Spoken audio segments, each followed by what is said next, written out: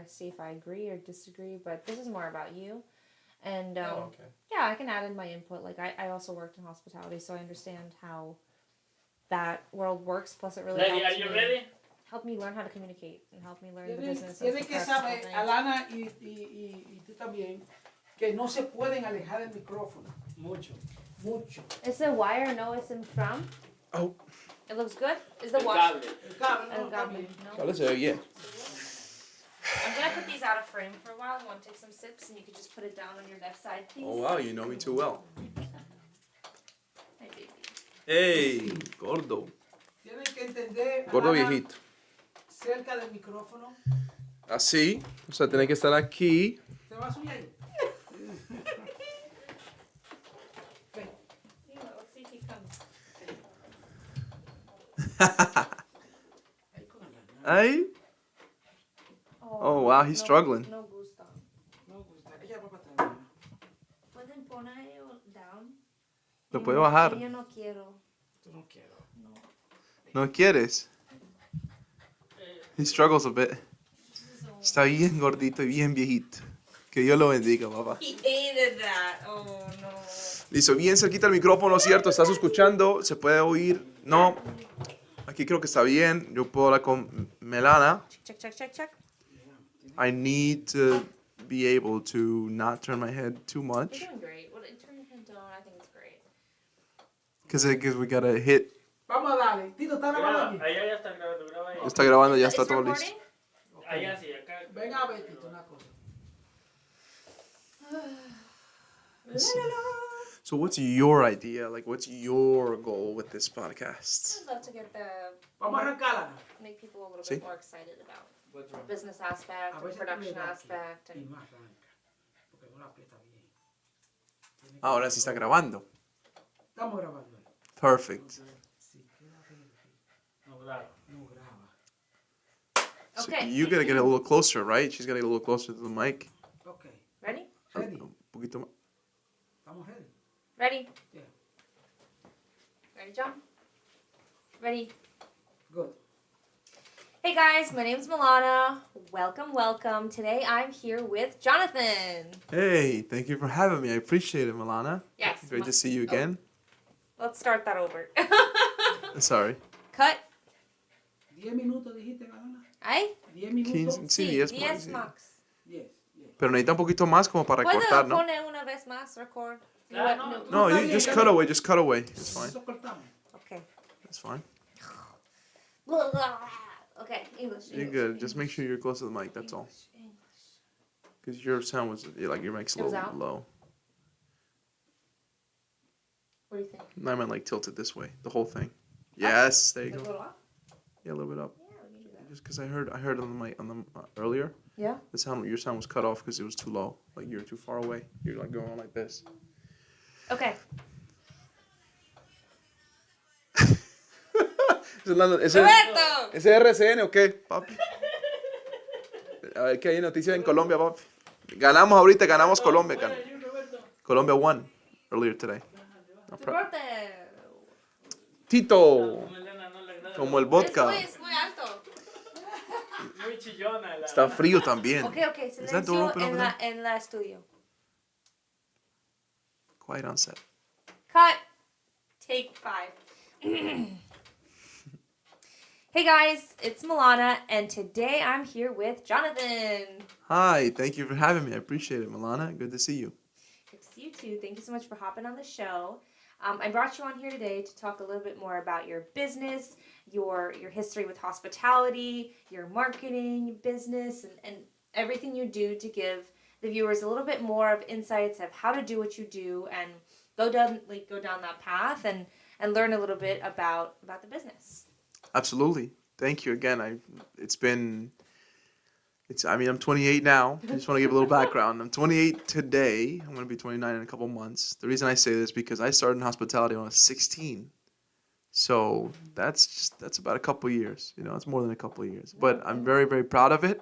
I think hospitality is fantastic. It's a really great place to start for anybody. And I'm definitely excited to talk about it for a little bit. Absolutely. Let's start off when we were young. Tell me a little bit how you got into hospitality, into the business of serving, bartending, because I know you did a lot of that before you moved into doing marketing and partnering with people to create new liquor brands, and then from there doing your marketing business. So as I could see, it's kind of like step by step you learned and had experience from each thing that you invested in and you did. So let's start from the beginning. I appreciate that. Yeah, let's definitely start from there. I mean, so growing up, I grew up with two immigrant parents. They came from Colombia, and it's just something that makes me really proud. To say that I'm that first generation in this country. A lot of people think that I was born in Colombia just because of my Spanish. Right? I'm bilingual, fluent. Yeah, I'm very grateful for that. And my dad told me when I was younger. I was about 15, about to be 16. This is high school. He said, "Hey, if you want to put extra money in your pocket, Jonathan, then work at a restaurant. Do hospitality, be a busboy, be a server. You'll get some money in your pocket while you're going to school." And I did exactly that. I followed his advice because that's what he did when he came to this country. So 16 years old, 17 years old, I was busboy, food runner, that whole thing. And that's really how I started. And I remember growing up, I was just a very shy kid. And a lot of people that tell me, they look at me now, or they talk to me now, they're like, "No way, dude, no way." But it's because I was able to break my shell and multiple layers of that shell that I convinced myself that I was a timid kid growing up. I used to sit alone at lunch. I used to be really, really shy, didn't have a lot of friends. People were curious about the fact that I didn't really talk to anyone. Definitely wasn't talking to any girls, No. Definitely not, So it's just going back to that, I just remember that I was working in restaurants as a kid. I was in high school, basically just whenever there was, I guess I remember going to the table, serving water, something as simple as water, and then I would just get nervous because I wouldn't know what they're gonna say. And then if they did say something like a sarcastic comment or something that was funny, like the table thought it was funny, I thought it was just nerve-wracking for me because I didn't know how to respond. Still to this day, sarcasm kind of flies over my head, by the way. Yeah. But it's cool, and that's really where I started. So at 18, I fell in love with the bar because they told me. I worked at a place called Jockey Hollow Bar and Kitchen in Morristown. It just opened up. You're probably familiar with it. Morristown, yeah, Morristown, born and raised. Motown is awesome. So they told me, "Hey, you want to be a server?" And I said, "No, I don't really want to be a server. I was doing food running." I said, "I want to be a bartender." And they looked at me like, "Dude, I mean, you're only 18. Like, how are you gonna be a bartender? Like, like, hey, earn your stripes or something." And long story short, that's really where I went forward with that. I used to work for free a couple days. And this is just some advice on just overall work ethic advice, I would say. It's one of the biggest things, just no matter what industry you're in.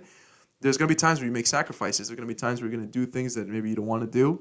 Like for me, like Tuesdays, Wednesdays, I said to them, I want to work as a bar back, which is the assistant to the bartender, right? I would clean their glassware and do all this stuff. You know what I'm talking about. You've been in the business. So the reason I tell that story is because I work for free. They said, "We can't pay you, right? Those days that you come in, we don't need a bar back on Tuesday, Wednesday." And I said, "I don't care. I just want to be around the bartenders." And long story short, that gave me the opportunity to learn from them for months, and then to go from there to when I was 19, I saw this competition that was starting out. It's New Jersey's Mixologist of the Year. Like it's That's big, yeah, Restaurant Hospitality Association of New Jersey, and they were hosting the I was gonna say tournament. It's a competition basically. It was 21 bartenders. I was 20 years old, wasn't legally able to drink yet. And 21 bartenders, we went down to Point Pleasant, New Jersey. I remember it so vividly because I just sacrificed so much, like working so hard. And all the owner said, "Chris Cannon, thank you. To this day, I still thank you because you helped catapult my career. Thank you." Chris is still around. I'll see him, soon. But he said, "Just don't mess up. Just don't mess up." He used a different word, but I don't want to say that word he said, "Go ahead. Just don't mess up, dude." And then, but then we ended up just grateful to end up actually winning that competition. There you go. Because it was 3 months to prepare one drink for the judges, and the judges were all-stars in the game. And I tell this story just because it's like, that's where I started. That's where it really catapulted everything. And it kind of broke all the barriers for me, the barrier of entry to actually bartend. Because then after I won the competition, I was still a bar back. They gave me the apron. They said, "Jonathan, well, we kind of have to give you this now because you won a state competition. Like you're in, like you represented so well the restaurant." So it was just awesome. But then from there, I was called a few months later by the whiskey brand that hosted the competition, that sponsored the competition.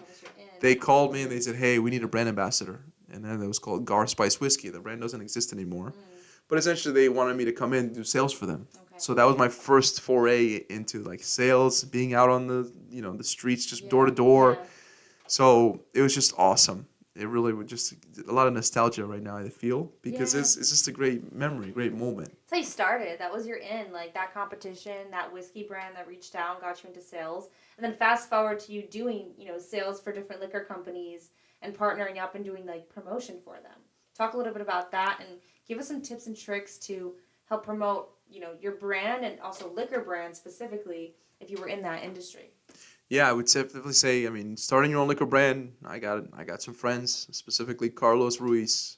Big shout out to him. Man, you're doing it. He's slinging those bottles. Just, going door to door, going to different customers, selling his cases. But starting a brand, that's a whole nother story. I haven't started a brand of my own, liquor brand. I've seen what it takes. There's a lot of ins and outs. It's very expensive as well. So it's not really a low barrier of entry, to say the least. But one of the things in terms of promoting, I mean, fast forward, I went to the wholesaler, distributor, right? A few years after I won the competition, just started to learn the industry a bit, to Fedway Associates. So that was an awesome experience because learning just the beginning brands, anyone from brands that are massive monsters, behemoth, like Tito's Handmade Vodka, a brand that it's unprecedented, the type of growth that they have. And then and the small brands. So being able to market them is just finding the demographic, the niche. And I can definitely speak on a lot of the hospitality stuff that I learned on how to treat people. It really translated because you treat people all your life. You're treating people either you're doing a good job or you're doing a bad job. And you know this a lot because you've been in restaurants all over the place doing different promotions. You as well know if you talk to the owner of the restaurant and you're rude with them, then you're not getting another booking. That's true. You gotta be nice in the industry. You gotta work your words with people. Some people speak one way, some people speak a different way, and in terms of my production company doing live event entertainment now, it's like you really have to just find the person's language and like communicate accordingly, which is what you did to get the in, for some of these companies to be able to be like, hey, like, let me grow your brand, and then while growing their brand too, you were able to find new like places to promote it, with liquor promo and things of that nature, right? Absolutely. Give us some more tips about how to promote that specifically. Yeah, I would just definitely say it's the demographic. It depends on the brand, obviously. Anybody who wants, I was speaking about this not too long ago, but any bartender, friends of mine who are listening, the best way to go about it is to maybe do some private events, right? I started to do private events with different people, and that kind of got me in the door to be able to do some really cool, just private events that helps you connect to other people. And then there's agencies that do specific promo agencies that do parties that you know what I'm talking about. So you actually have one. So like you have a production company, so you can send girls out to different promos and stuff. So that's how it would start. Demographic is really important because if it's a vodka, you're probably not going to promote it. Or actually, no, if it's a whiskey, you're probably not going to promote it at a specific bar that doesn't ever sell whiskey. So long story short, you just know your audience. Right, like those cigar bars or like cocktail bars or whiskey bars specifically versus like wine or vodka. That's what you mean by different demographics is like finding your niche audience and sending out, whether it's like men or women to promote it. Liquor promo girls, there's that option. Doing private events for free, right? Or handing out samples to liquor stores and local liquor brands and things of that nature. Yeah, sampling events are perfect. Good idea for sure. But I wanted to definitely speak on just like the people skills, because at the end of the day, one of those things, and I'm not perfect, because I still learn every single day. I learn more about sales, and Alana, you have a building, you're building a team, so you understand that with people skills, it's like I have some tips and tricks as well, like in terms of my bartending days. I would love to share this. Like one thing, like for example, one thing that we learn in restaurants, for example, don't ever say like when you give something to someone, and it could be in a restaurant or outside a restaurant, doesn't matter. When you say, hey, no problem. I definitely would steer away from no problem because in the English language, you're using no. So the word no automatically promotes a negative. And a problem, it's kind of like, subconsciously. So instead of that, say, hey, my pleasure.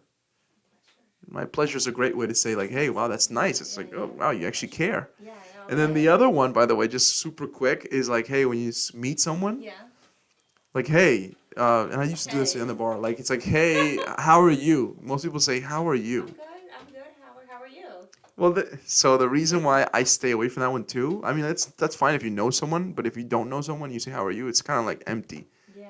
For the most part, it doesn't really mean much. And I've noticed that just because human interaction is very quick sometimes. Yeah, we just say, hey, how are are you? And it's not even, you don't really care as much. That's just a natural thing you're saying now. It's just like in passing. If I had $1 for every time I said, "Hey, how are you?" and then the person just kept walking past me like, "Hey, how are you? I'm doing good. How are you?" Yeah. Like they don't actually mean it or No, care. no. So the alternative there, again, just for the people who might care to know, is just saying, "Hey, nice to see you." Nice to see you. Like literally, I've never met you in my life, but I would say, "Hey, nice to see you." Nice to see you here. It's kind of like acknowledging their presence, and I feel like that's more like warm and inviting than like, hey, how are you? How you doing? You know, it's kind of like 1, 2, 3 versus nice to see you. It's such a different Yeah, thing you don't hear. So in hospitality, those are good tips. it's huge, yeah, and it's just universal. So I hope that helps somebody. But Hopefully that helps somebody. Yeah. And then fast forwarding, so you're doing all this marketing for different new liquor brands. You're bartending, and then recently, I know just a couple months ago, you opened up your your marketing company. Tell us a little bit about that and the steps you took, maybe like 1 or 2 steps you took, or partnered with some folks maybe to absolutely, yeah. open up the company and how it's going so far. And it's only been a few months, so as long as you're making money, it's successful. That's how I see it at the end of the day. Yeah, I mean, it's a fledgling company, just getting started. Milana, thank you for asking me, because it is a very new venture, Yeah. and it's something that marketing-wise, I've known just the brands, how they operate, and overall, like marketing budgets. I've seen different marketing budgets, just over the top. Like this doesn't exactly mean digital marketing. We're talking about marketing budget where it's like, hey, if you do a table tent, you do a banner, you're gonna make T-shirts, let's say for an event. That's all included in marketing budgets. So one thing I was very curious about, and just why I said it's almost been 6 months, I guess I could say, since I've really been interested in launching the digital marketing agency, which is called Colery Group. But I use another agency in Colombia. We teamed up because they're powerful. The powerhouse is called Glomit. So Glo, as in global, M, marketing, and then the Y is E, like and then T for technology. So Glomit, and we'll probably tag it down there. Yeah. Absolutely. Glomit Marketing Agency. Those guys in Colombia, they have offices in Medellin, in Bogota, and it's awesome. I love working with those guys. They're really, really smart, and they've taught me a lot just because it's a new industry for me as well. But one of the things I just appreciate so much about doing the marketing thing is that every business needs it. Yeah, even small businesses. Every Everybody business. needs a little bit of marketing, and I think you're also doing something good. Your family's from Colombia. Yeah. Your roots are from Colombia. You're now working with a team that's from Colombia. Like that's pretty awesome that you can provide them, both income and you gain knowledge as well from those professionals that are over there, doing the marketing and helping you grow your business. You as the forefront, of the business, you're like streamlining, you're making connections, you're talking to people, you have those hospitality, like background, so that's important. And then you're also connecting with like a team in Colombia, which is great. You're giving back to your country, that's really It's cool. wonderful. Yeah, they're happy. They get paid in dollars, and then we're happy here on this side too because we get to take care of our people. It's income, like you said. It's always nice. We'll never shy away from income. But every business needs marketing. Even the Sony camera we have in front of us needs marketing to be able to sell more cameras. Yeah. So that's one thing I realized, and Milana, I'm glad you brought that up because it just translates really well. Because as I understand that more, I can sell more appropriately for any brands that I get to work with. I'm going to start with a new company pretty soon, next week actually. It's an Indian whiskey, and then there's a spice liqueur. Both of them are Indian products, like actually from like just the culture of India, hundreds of years of spice trading and stuff like that. Oh, wow. It's really amazing. So it's just an honor, for me to be able to work on brands, serve different, companies that need to grow their awareness. So Absolutely. And can you just give us a couple more tips? I know this might be like little trade secrets and whatnot, but in terms of promoting, how do you actually promote like marketing? Give us some hacks. Is it hashtags? Is it paid advertising? How do you get those brands to the audience that you're looking for? Oh, that's a great question. I definitely wouldn't consider myself an expert in that field, but I definitely feel that there's a lot of things that I've noticed that it's a trend. It's a big trend. I mean, definitely paid advertisement. Okay. The Meta Business Suite right now, and then Google, the AdWords, those are big. I would definitely say making sure the website's that's crucial. Any landing page is it's number one, but making sure that the paid advertisement's there, like any budget set aside for that is great. And then, for example, my agency right now, what we specialize is in social media management. Okay. That's one thing that businesses, a lot of times, especially small businesses, because when it comes to bigger brands like liquor brands, I know we mentioned that, but I'm just kind of giving the other side of the spectrum, which is maybe like a mom and pop, like a pizzeria. One of my clients, awesome pizzeria called Top of the Park in New Jersey, and we're working with them essentially I'm just managing their posts, Yeah. scheduling posts, making sure that we take pictures, and if they already have pictures, I'll just keep them, save them, and then post them regularly. So that way, there's a lot of engagement because Got that's what most pages need. And they're just an Italian restaurant, pizzeria, so it's a very simple kind of engagement. They don't need crazy fireworks, you know. Or crazy paid advertisements like these other bigger brands have the budget for as well, right? Yeah, like a Super Bowl ad. Yeah. You think about it, it's like $5 to $7 million just for one ad, less than 30 seconds. It's crazy. No, I know. But that's a lot of eyeballs. Obviously, we're talking about almost 200 plus million eyeballs, No, people but looking at everyone it. needs So marketing. You're right. It's a small business. Everybody needs marketing, even small businesses. So I think there's a point where it comes to finding someone who can either do it for you Yeah. or just learning how to do it yourself. And as a social media manager, small scale myself, I do some projects on the side. It's all about engagement, and I've doubled engagement for companies that I'm working for in less than a month, in just a couple weeks, just by posting regularly, hashtags, location tags, good cover photos, trending audios, things of that nature are so important to learn when you are marketing for a small business, as you probably know since you have a couple of those. yeah, that's fantastic. I mean, you could teach me a lot of things, Milan. I'm sure. We teach each other. I That's know. why we're here. That's why we're here too. I'm humbled. I really am, because your following is massive, and you've worked very hard on your branding as well. So like I know and I respect that so much. That's why the production company naturally, it's gonna do really well because you're gonna need good people behind you, and you're just gonna need a great team that supports the same vision you have. Thank So you. I appreciate that. thank you. Yeah. Thank you. I literally this is so fun for me too, because bringing on you and talking about things that I love to do. Not a lot of people know, but I'm really an entrepreneur at heart. Yes, I do modeling and acting. And creativity is my passion outlet. But when it comes to entrepreneurship, I've been a businesswoman since I was literally a little girl. Whether it's picking things from the garden and then selling them back to my family, or putting on fashion shows and events for family and friends and charging you at the door, like silly things like that. I've always known I wanted to be an entrepreneur. So now that I'm actually doing it and stepping into this production company, live event entertainment, it's just been a lot of fun. So Yeah. it's great that you've started up your company just a couple months ago. I'll make sure I tag them below. And I just want to thank you for coming on here and spreading the Thank you. knowledge, coming all the way out here, and talking to my page and the viewers, just giving them some more knowledge and how-tos and tips. That was really helpful, John. Thank you. Yeah, thank you, Milan. I appreciate it. Thank you so much for having me, and just I hope we can connect again. And I mean, I know we will collaborate in the future, near future, on projects and different clients. But just thank you. It's my honor, really, to come on a podcast like this. Yes, let's go. Okay, thanks guys for tuning in, and stay tuned for our next episode. Bye. Good. Good job, John. Give me a high five. That was very knowledgeable. Very good. That was really cool. Yeah, I liked that. I'm glad I was able to share the two Yeah. people Those skill were things. necessary. I feel like I'm gonna do some more of that because You I. shouted out a lot of businesses. Like you shouted out businesses, which is great.